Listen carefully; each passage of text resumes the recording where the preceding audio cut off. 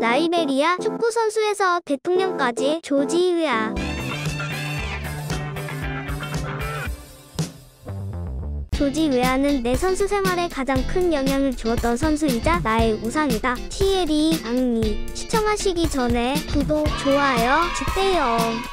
영화보다 더 영화 같은 조지 웨아를 알기 전 그 나라의 시대적 배경을 말해볼게. 조지 웨아의 고향 라이베리아는 아프리카에 위치해 있어 1600년대 네덜란드랑 영국이 식민화하려 했으나 실패했었고 19세기 미국의 영향을 받게 되지. 미국은 인종차별과 흑인 노예 문제가 심각했어. 그들은 흑인 영아들을 다시 아프리카로 돌려보내면 인종 문제가 사라질 것이라고 믿고 1821년 아프리카로 돌려보내기로 결정해. 근데 미국에 사는 흑인 영아들은 자신이 어디 출신인지도 모르는 상태라 고향에 개념이 없었지. 미국에서 태어나 노예로 살았고 언어도 영어뿐이 못하는데 아프리카로 돌려보내는 게 말이 되나 싶어. 미국 형아들 진짜 무책임해. 아무튼 오갈데 없는 흑인 영아들을 미국 식민협회 주도하에 아프리카로 역이주시켜. 물론 미국 사회에 잘 적응한 흑인 영아들은 미국에 남아있었지만 대부분 하류층들이 작은 희망을 가지고 이주를 했지. 이주한 나라는 라이베리아랑 시에라리온이야. 시에라리온의 수도는 프리타운이라는 곳인데 수도 이름만 봐도 자유를 얼마나 갈망했는지 알 수 있지. 라이베리아는 아무래도 영어를 할 줄 아는 미국 출신 아메리코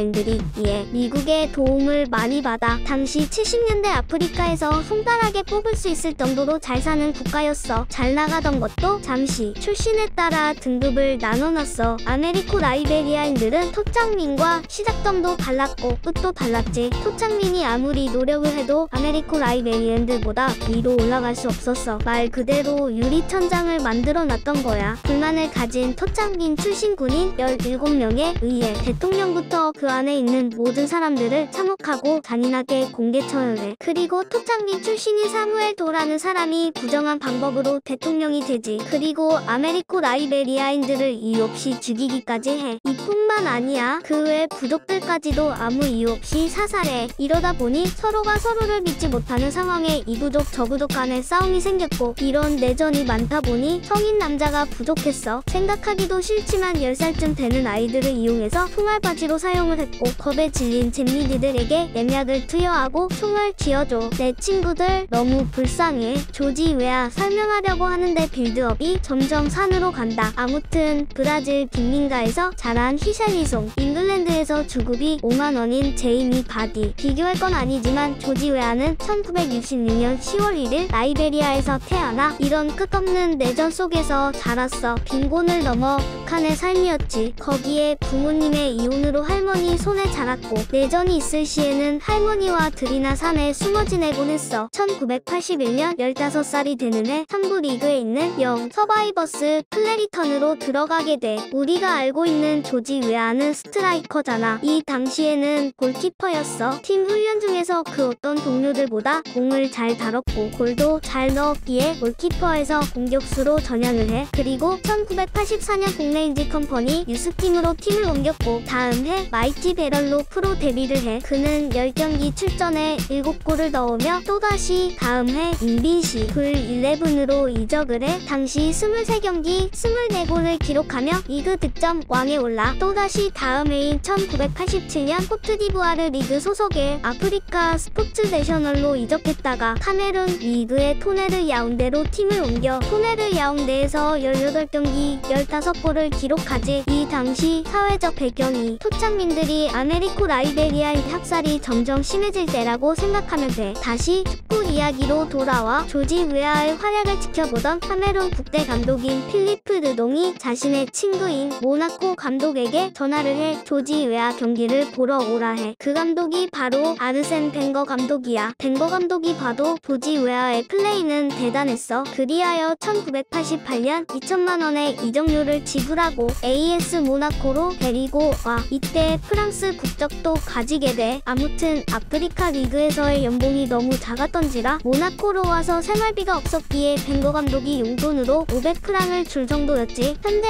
우크라이나와 러시아의 전쟁으로 진첸코가 눈물을 흘리는 모습을 봤을 거야. 이 당시에는 조지 웨아의 상황이 그랬어. 현재 전쟁은 보는 눈도 많다 보니 어느 정도 인격을 존중해주는 것도 있지만 예전에는 인격 그런 게 없이 상호 그 자체였어. 있었어. 아무튼 조지 웨아는 이때부터 승승장구해 유럽에서의 업적을 나열해보자. 88에서 92년 AS 모나코에서 활약을 했고 91년 풋푸드 프랑스 우승, 92에서 95년 파리 생제르맹에서 93-94 시즌 우승, 92-93 시즌, 94-95 시즌 풋푸드 프랑스 우승, 95년 풋푸드라 리그 우승, 그리고 이탈리아에 있는 AC 밀란으로 팀을 옮기고 95-96, 98-99 시즌 세리아 A 우승, 그리고 이번에는 잉글랜드로 팀을 옮겨 첼시에서 99-00 시즌 FA컵 우승. 수상도 어마어마하지만 구글에 다 나와 있어 생략할게. 근데 이것만은 꼭 말하고 싶어. 95년 발롱도르를 수상한 최초의 아프리카 선수이자 현재까지도 유일한 선수야. 근데 축구 선수가 대통령이 된 최초의 사람은 아니야. 브라질의 카페필료가 첫 대통령이었고, 두 번째도 브라질의 주앙굴라르이며, 세 번째는 튀르키예의 에르도안이 있어. 네 번째가 조지 웨아야. 근데 왜 조지 웨아만 기억하냐면 웨아는 발롱도르를 수상했고 업적이 어마어마했거든. 은퇴 후 조지 웨아는 조국을 위해 조지 웨아 기금을 설립하는 등 라이베리아 유니세프 친선 대사로 활동을 해 이후 2005년 라이베리아 대선에 출마를 하지만 앨런 존슨 설리프에게 15만 표 차이로 패하게 돼 그녀는 두 번의 연임으로 12년 임기를 모두 채웠고, 웨아는 2017년 대통령에 당선이 되며 2018년 1월 22일 대통령으로 취임해 현재까지 대통령을 하고 있는데 그의 대통령 업적은 그리 좋은 편은 아니야. 2019년 기준으로 경제 성장률은 1.2%에서 0.4%로 추락했고, 자신의 반대 세력의 시위자들에게 국가를 위협한다며 용납하지 않겠다고 밝혔어. 축구 잼민이 유튜브로서 축구 선수 이야기를 해야 하는데 역사, 전쟁 이야기만 한 것 같아. 나는 그 축구 선수의 업적도 중요하다 생각하지만 그 사람의 서사와 시대적 배경도 중요하다고 생각하거든. 그러다 보니 이렇게 길어졌다. 조지 웨아의 이야기는 아니지만 그 나라의 시대적 배경을 보려면 블러드 다이아몬드라는 영화를 보면 돼. 현실에서는 엄청나게 참혹하지만 많이 순화시킨 영화니 한 번씩 봐봐. 또 전쟁의 참혹함을 조금이라도 느껴보고 싶다면 폴란드 영화 증오라는 영화를 추천할게. 마무리를 하자면 조지 웨아의 축구적인 업적은 대단했잖아. 앞으로 대통령으로서의 업적도 대단했으면 좋겠어. 오늘은 축구선수에서 대통령이 된 조지 웨아에 대해 알아봤어. 이번 영상도 조금 길어졌는데 다음부터는 짧고 매콤한 내용으로 만들어 찾아올게. 안녕.